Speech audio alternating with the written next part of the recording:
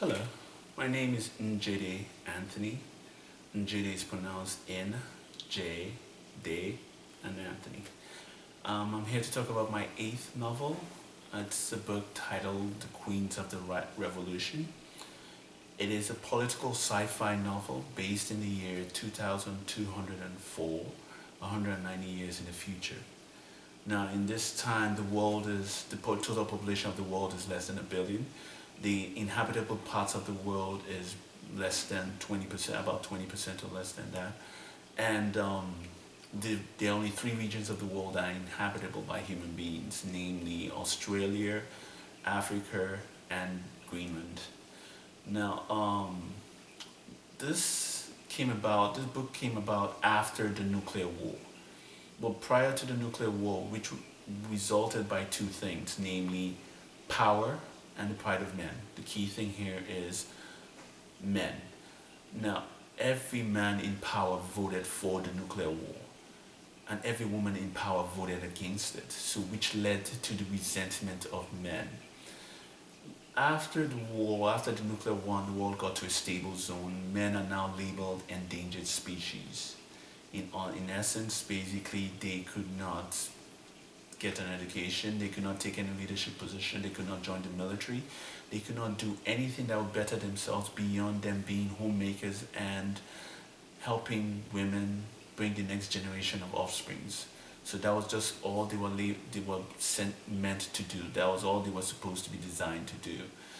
Now, due to the evolution of the world in the future, the world goes back to its monarchy system. Now, the queen at that time, she dies, and when she dies, she passes on the throne to her 10-year-old daughter. Well, the rules stated that she cannot rule until she turned 18, which basically led to an 8 years vacuum.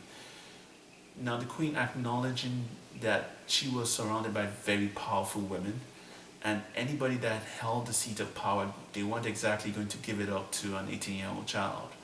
So what she did is she made her husband the regent to the whole entire region.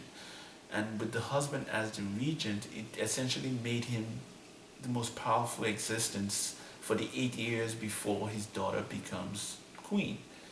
And that is what leads to the whole dynamic in the book. Just the idea of a man ruling in a woman's world. This is a time when women discarded baby sons because they felt that they were liabilities.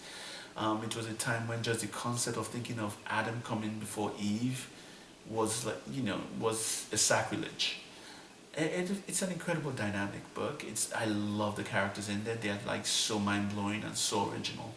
And the book itself is very original. I haven't there before I wrote it. There wasn't anything like that. And if anybody has anything that's like that, the idea probably came after this book, because the whole collage of everything from the beginning to the end it's on its own. There isn't anything like it.